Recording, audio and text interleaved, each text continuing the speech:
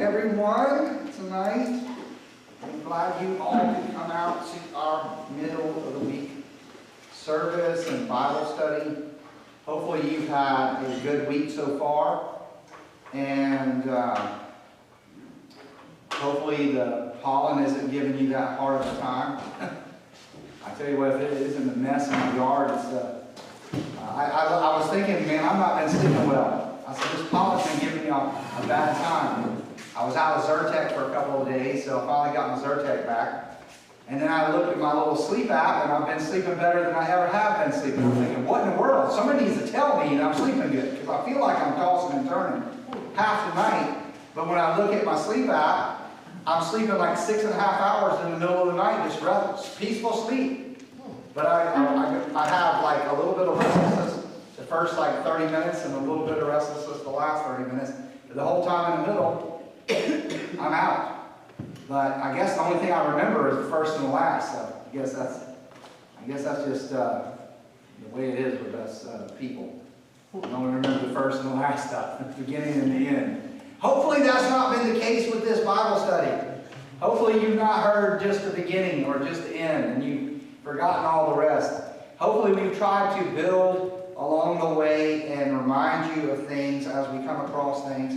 Tonight is going to be one of those cases where we will kind of remember back a couple of things. And hopefully it won't be like, y'all remember Charlie Brown, the cartoon, and the kid's teacher was always like, wah, wah, wah, wah, wah, wah. It was like that, you know, and what is that? That's kind of one of those things where, you know, in a kid's mind, and we've all been there, you just don't pay attention. You know, it's like you're not listening. It's just noise because you're into something else. You're paying attention to something else. And tonight, we're going to see a little bit of that played out in real life, where Paul was trying to communicate a message, really give some practical advice. And it must have been like he was just like, wah, wah, wah, wah, you know, because no one paid attention to him, or they didn't want to listen to him. So, we're going to look at that tonight as we begin in Acts chapter 27. And we're going to talk about time to speak, kind of building off last week. Last week we talked about, we have a story to tell, and that theme it was kind of interesting because that theme kind of carried over. I remember last week sitting down, I think it was Thursday, for lunch, and we were listening to someone on the radio speak, and they were talking about telling your story and, you know, having a story to tell. And I thought, as I talked to Nate and Eddie, I said, listen, that's exactly what I talked about last night. So it kind of worked right into what we were talking about. But tonight we know there's a time whenever you should speak up. There's a time to stand up. There's a time to speak out. There's a time to let your voice be known. And it's not just what Paul said, but we're going to see that in a couple of various characters in this short little lesson tonight in verses 1 through 12. So let's go ahead and get into it. We'll read it, and then we'll make some applications and get on to our prayer time. All right. Acts 27, 1 through 12. It says, when it was decided that we should sail to Italy, they delivered Paul and some other prisoners to one named Julius, a centurion of the Augustan regiment. So entering a ship of Adramyttium, we put to sea, meaning to sail along the coast of Asia. Aristarchus, a Macedonian of Thessalonica, was with us. And the next day we landed at Sidon, and Julius treated Paul kindly, gave him liberty to go to his friends and receive care. And when he had put to sea from there, we sailed under the shelter of Cyprus, because the winds were contrary. And when we had sailed over the sea, which is off of Cilicia and Pamphylia, we came to Myra, a city of Lycia. And there the centurion found an Alexandrian ship sailing to Italy, and he put us on board. When we had sailed slowly many days and arrived with difficulty off Cnidus, the wind not permitting us to proceed, we sailed under the shelter of Crete off Salmone. Passing it with difficulty, we came to a place called Fair Havens, near the city of Lasea. Now when much time had been spent, and sailing was now dangerous because the fast was already over, Paul advised them, saying, "Men, I perceive that this voyage will end with disaster and much loss, not only of the cargo and ship, but also our lives." Nevertheless, the centurion was more persuaded by the helmsman and the owner of the ship than by the things spoken by Paul. And because the harbor was not suitable to winter in, the majority advised to set sail from there also, if by any means they could reach Phoenix, a harbor creek opening toward the southwest and northwest, and winter there. All right, so first we want to see Luke's narrative. So again, Luke is writing totally in the, he's including himself now. He's been including himself in a lot of these passages. But here we got him saying, us and we. He's talking about he being a part of this group. And he's given us a very detailed geographical description of kind of where they're going and what they're doing. And remember when Luke started off this whole journey in recording Acts and even his gospel, he wanted to make an accurate record, right? He wanted to remember he talked about making an accurate record so that it would be undeniable proof of what happened. Whether it's the gospel account, which we know, Luke wrote as he more than likely interviewed people and got this, accounts from others, and so he wrote his gospel account that way because he wasn't one of those, first disciples who followed Jesus. Then he also took and followed along with Peter and Paul as they were making their journey, and he was writing as they went. So he's recording and traveling with them. At this time, he's traveling with them, writing in the first person, and giving us this account. And we can see all along the way in which they're going. They left out of Jerusalem, and Caesarea was where they would sail from. That's the town, the port town where the governor would live, where Agrippa would be staying, and so that's where kind of center of the Roman government was in that area of Judea. And then they would sail up to Sidon, and Sidon is where it says that he was given liberty to for his friends to care for him. Now, it's not clear whether it's talking about his friends on board the ship, and we really don't know whether he was like in his own little confinement area with the prisoners, and then he had his traveling companions with Luke's with him. Aristarchus is with him, and we're going to talk about him in a little bit. So he's got these traveling companions that are with him, but we don't know whether he was given liberty to, like, at that port, now you can go visit with your friends, and y'all can spend some time together, or whether that meant he was literally getting an opportunity to leave the ship and go into the town where no doubt he would have friends who he could meet with. And so one way or the other, he was given kindness by this Julius, the centurion. Remember, there was also a bunch of other guards on board the boat. And the reason why we want to paint this picture is because, this will build on to the next ship, which will get even a larger group of people, and it kind of leads to the story that we're going to learn about over the next week or two.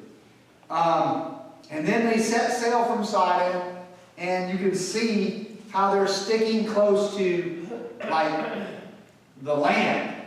They just didn't haul off and sail off into the middle of the ocean out there, across the Mediterranean Sea. Why do you think they're sticking close up by the land? Because of storms and stuff? Yeah, the water's calmer. It's less likely to have that larger open water. It's going to be more rough, and it's harder to navigate. We're talking about sailboats. We're not talking about cruise ships with big turbine engines and all that kind of thing. And so they have to, first of all, go where the wind will lead them. And how many of you have ever sailed in here with a sailboat? Okay, one person besides me. And I tell you what, my sailing is very, very limited. Okay, I did one time I sailed with a friend of mine. He knew what he was doing, and so he taught me a little bit. And before long, we just went out behind my house, and before long, we were just sailing out in open water, which was a lot of fun. It was like one little sail, sunfish sailboat. It was like a little, maybe 12 feet, 15 foot long thing with like a little single sail. But that was a lot of fun. And then one time we owned a catamaran. And I thought I could just take my experience from the sunfish to the catamaran. That didn't work out so good. You know, I ended up crashing and going onto a sandbar, and got that big rudder that goes down, and it got hung up on the sandbar, and we get flipped over, and it was just a mess. But anyway, sailing is something that, you know, it's an art, and certainly you have to know how to go with the wind and how you direct yourself. And doesn't necessarily require that you have wind at your back, but you do have to have a wind that's not contrary to you, because obviously it's kind of hard to go right into the wind if you got a sailboat. It's not going to work like that. So they have to kind of go with the wind, and they're working along, making sure they, you know, stay into calm waters. They go to Myra, and then I think they're going to end up, I can't quite see on my map, it's kind of small. But I think they end up over in, go around Salomon and Lasea, Fair Havens. And it's at Fair Havens over there in Crete, that little island out there in the Mediterranean, which both Peter and Paul had stops and ministered to people and preached to people there.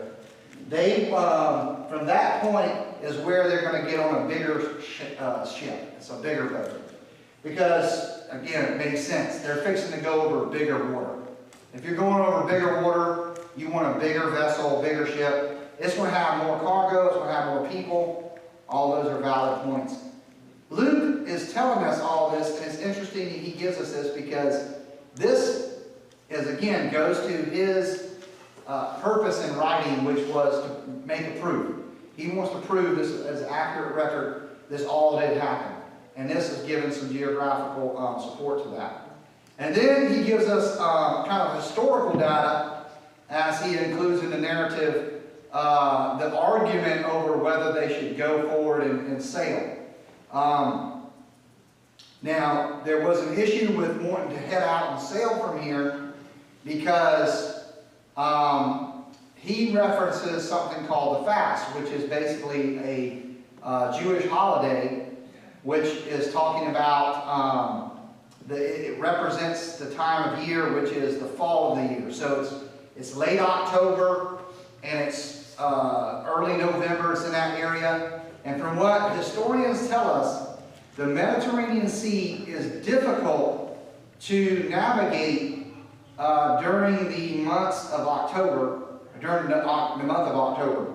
But from November on, it's almost impossible to navigate. So it is very difficult.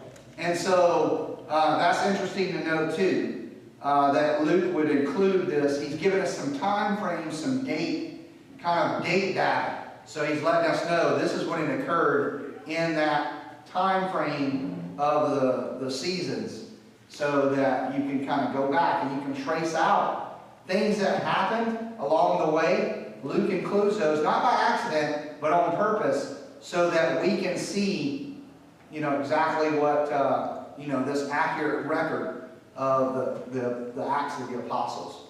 Then I want you to notice Aristarchus' loyalty. Now remember Aristarchus, I don't know if y'all remember him, but he was back in Acts chapter 20, somebody who kind of teamed up with Paul. When Paul was going through Greece, there was people, Gaius was with them as well. And Aristarchus is somebody who, I don't know if you remember back, Paul was preaching. I think now Aristarchus was from Macedonia, from the Thessalonica area. And then Gaius was from that same region, the Macedonian region. And they were both companions of Paul. But they were there at the time when Paul was preaching against the people who were, following this particular idol, this Greek idol. And the people got saved. They turned to Christ. They repented of their ways. And remember, they took all their idols and they were burning them. And they were getting rid of their idols, their little statues, little metal statues and stuff. And the people, the metal workers, started coming after him. And they were looking for Paul because they knew Paul was the instigator of all this. They wanted Paul, but they took Aristarchus and Gaius. They took them. This angry mob grabbed them, and they were going to, probably, I don't know, kill them or beat them up or whatever they were going to do with them. But they took them in the center of town. You can see this kind of, angry mob getting worse and worse, and get more and more heated. And then finally the clerk of the town came out and kind of broke up the riot or the gathering, and it kind of gave them a reprieve, and they were able to get away. But there they were, kind of being taking the fall for Paul in this idol debacle, and so you see them there. And they now, in Acts chapter 20, they're following Paul again as he's making his way down through, traveling along through Greece and through Syria, making that way on his, I think it was his second missionary journey. They're traveling with him as his companions. And we notice that his name is only called out here in Acts chapter, it's only called out 3 times. The time about the guys with the metal idols, there as he's traveling on that second missionary journey. And then finally his name is called out here as he's traveling with them to Rome. Now, we don't know why. Why is it Luke? Why is it Aristarchus? I mean, why do we have him with him? Of all the people he could have chosen to go with him, he chooses, obviously he's got Luke, because Luke's like his scribe. Luke's like writing everything down for him. He's the record keeper. And then Aristarchus. And then we find out as we read the epistles, both, I think it's Ephesus, Thessalonians, and then at last, finally, in Philemon, we see him referenced there, and as his greeter, he references, as Paul does a lot as he's talking to the churches, he'll say stuff like, I greet you, and so does my brother, and he'll call out different people's names. And in those references there, there's those 3 different epistles or letters to these other churches. He writes, Aristarchus, my fellow prisoner. My fellow prisoner. Now, I don't know if Aristarchus ended up being imprisoned in Rome with him. We don't even know if Aristarchus went all the way to Rome with him. But he was willing to be beside Paul. And it seems as though Aristarchus was willing to go to wherever Paul went. He's like, if you're going to be in prison, I'll be with you. You're going to go to Rome, I'll go with you. If you're going to, somebody's coming after you, I've got your back. Sort of like, there he was in the middle of that town square. And so Aristarchus is like just loyal. And so you got people who are standing up for the accuracy of the account of what's happening as they record it. You see that in Luke. And he's speaking out on that. He's telling his part of the story and speaking out, clearly making sure he's having an accurate record. Making sure this historical account is kept and preserved. And then you have Aristarchus, who is showing that he's speaking out with his loyalty to Paul. It's not just something he talks about, but he proves it by his actions. And we see that all through the way.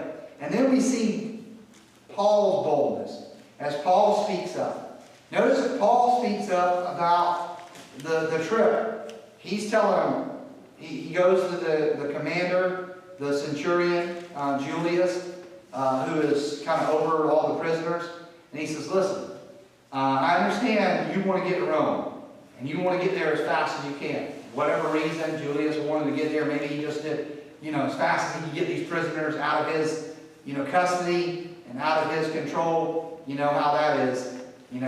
If something goes wrong, you mess up. Generally, you don't lose your job, you lose your head. So, you want to get it done as quick as possible.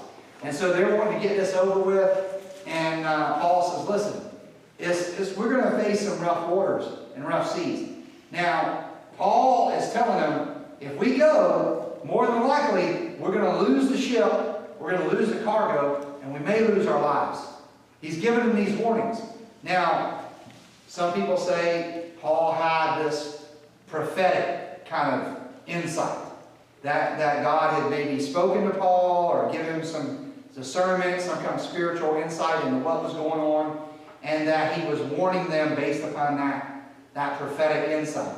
And that could be, or it just could very well be Paul looked at the weather, he looked at the seasons, he looked at the tendencies of the sea at that time. He knew this is not Paul's first time of sailing through these areas. He's been on several sailing trips through that area. And so this wasn't his first time. And he was saying, hey, by maybe just looking at just make common sense will tell you, hey, we don't need to make this trip right now. We need to stay here. We need to winter here in this Fair Havens and stay here. But for some reason, he's going to end up in Rome anyhow. What? He knows he's going to end up in Rome one way or another. So. Yeah, Paul knows. He's not trying to get out of it. No. He knows. He's just trying to spare other people. He's looking out for everybody else. And if you think about it, he's even looking out for the men that own the ship. The guy that owns the ship, the guy that owns his cargo and all the rest, he's looking out for all of it. Because he mentions the cargo, he mentions the ship, he mentions their lives. So it wasn't just, hey, he wasn't worried about just himself. But if they didn't go, they'd have to find something to do with Paul for 3 months. Yeah. Because they can't go in the winter. Right.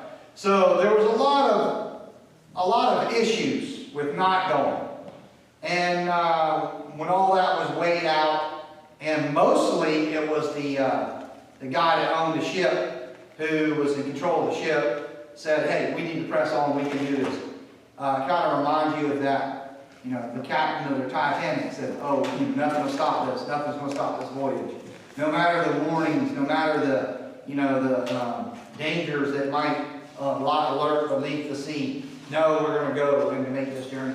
And so, needless to say, they decide to press on. And if you'll remember that map, and we'll reference that next week, that's where they were scattered about through the middle of the sea for some 2.5 weeks, where they weren't making a lot of progress. They got cast all over the sea. And so the sea can get, I don't know how many of you ever watched Deadliest Catch and seeing those guys with those boats when you go out on that Baltic Sea and all that, where that water is just those waves are terrible, and just those guys are getting thrown all over the sea. Well, that's kind of how that area will be during the winter months. And these guys are going to go sailing out there. So I would think Paul was trying to give them some practical advice and speaking out onto it. But as he spoke, it was like his words were falling on deaf ears. Maybe they thought Paul was just trying to weasel his way out, or not want to go to Rome, whatever they might have tried to conclude about his comments. They didn't believe it, and they pressed on. You don't know to take advice from the prisoner. What's that? You don't take advice from the prisoner. Yeah. Although these guys had these centurions, these guys had learned to listen to Paul a little bit. They learned to listen to him a little bit. He was a guy who had the ear of a king as of late. 2 governors he had been able to speak with. But this is a new group now. He's been handed off. Yeah. He'd been handed off, but no doubt they'd gotten word of who he was and what he'd been going through. I'm assuming they had. So that's where we see Paul, and we'll pick up on that story next week. But what can we kind of apply to our lives? First of all, we see the inspiration of all these guys. We see the inspiration of Luke, as he has given us this historical account. He's writing an accurate narrative of what's going on. And we see him, putting that down boldly for us to follow. We can know that the scriptures are inspired, that they are accurate, that they are true, because they back up with history. They match up with history. We don't have to doubt God's word, and we're thankful for people like Luke who give us these historical kind of waypoints that we can follow throughout the book of Acts. And that's inspiring. Also, it's inspiring to see the loyalty of brothers and sisters even that will back you up. Remember, and this is interesting too in this study this week as I've been looking at it. Remember the Priscilla and Aquila, or Aquila and Priscilla, husband and wife? Remember when Paul met them in Corinth, they had originally lived in Rome, but Nero made a law that all Jews would have to leave Rome, and they would have to evacuate. So unless you had some connection to the political realm, so you had somebody in that was your relative or somebody that you knew that could give you some political, influence, or have some political influence that could give you could validate your residence or validate your reason for being there, or you had some kind of Roman citizenship. Now remember, you could get that through, gaining it. You could be born a Roman citizen when your parents were a citizen of Rome, then you would automatically gain citizenship. Or you could gain it by serving Rome. Maybe you had a job, or maybe they would, give it out to you. And so, unless that was the case, you had to leave. Well, Priscilla and Aquila were one of those couples that had to leave. That's why they ended up in Corinth. That's when Paul met them. And so, I'm sure as he stayed there for whatever it was, the 3 years that he was there, as he was there, he had opportunity to hear many times, because Priscilla and Aquila had friends, perhaps even family, associates and people they knew back in Rome. And I'm sure they heard, and had messages and heard about things that were happening in Rome. So Paul has always had this intrigue about getting to Rome. Always in his mind, he had this intrigue about going to Rome. It's like a whole new world that he could go to. The capital city of Italy, where he could take the gospel and have it spread to a place where it never had been spread before. And that's what he was excited about doing. And he was on the precipice of getting that done. But he knew it was all in God's timing. And that's where we see Paul's boldness is also inspiring. That he would step up and he would stand out and he would be bold in the face of danger, bold in the face of threats. Remember, there were people who told him, you don't want to go to Jerusalem. And there were people who told him, you don't want to go to Rome. It's not going to end well for you. But he was bold in following the Lord Jesus. And here he is, bold to step out and stand up and speak out to even the captain and the centurion guard and say, listen, you might not like listening to hear me, but I think this is unwise for us to take this trip. And then we see the sovereignty of God, because God is in control of this whole thing. And he has been. He's been throughout the book of Acts. He's been there. We've seen God, his hand working in all these different things, and certainly throughout the life of Paul. And since his call, from the very first time he was called in Acts chapter 9, all throughout the story, we see God's sovereign hand involved. And no doubt this is just another one of those steps whereby God is intervening and is going to intervene. And even in not allowing this man to listen to Paul's advice and to carry on is all God's hand. Now, sometimes it's not necessarily that God makes things happen, but sometimes God knows what we're going to do. And based upon what he knows what we're going to do, knows what we're going to decide, then he controls the consequences of the outcome based upon that. And so that's what we see. And that's kind of how I believe. That's my theology. That's kind of how I believe it. I believe God's sovereign hand is all connected to his foreknowledge of events, which really predestinates what he does and what happens in our lives. So I know that's a big rabbit hole to just fall into. You probably break your leg trying to get out of it. But in any case. Well, it makes for an interesting loop almost of, if I have infinite foreknowledge, I know what's going to happen. Yeah. I don't have to wonder. Yeah. And that's where people start arguing, can God change his mind? Yeah. If he knows what's going to happen, he can't really change his mind.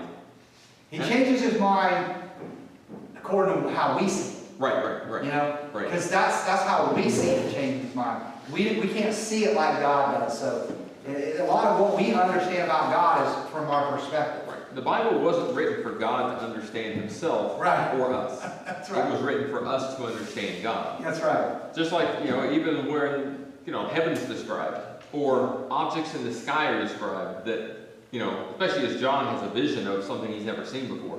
Right. How would our great-great-grandparents describe the internet? Yeah. Or describe a computer? Yeah, exactly. Or even the mark of the beast and how it's going to be on your forehead or your hand.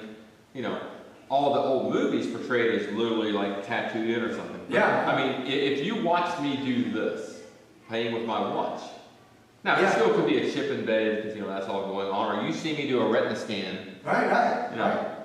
Yeah.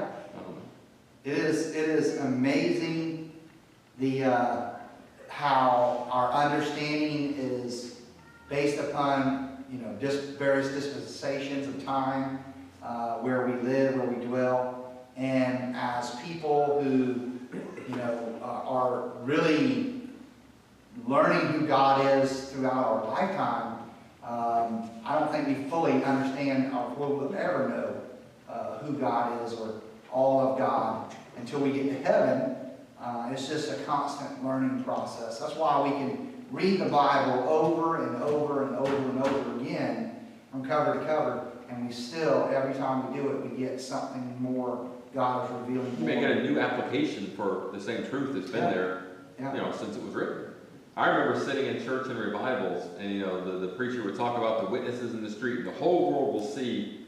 How's the whole world going to see that? Yeah. That's easy. Yeah. There's no one on the planet that doesn't understand how Absolutely. the whole world can see that. Absolutely. Yeah, there's a lot of people struggle though with trying to balance the sovereignty of God and the free will of man and all of that. So it's a struggle, but that's how I explain it in the simplest form. And maybe we'll do a deep dive lesson on that one night when we're done with all the Zach stuff. Because that would be a good study, it'd be a good talk.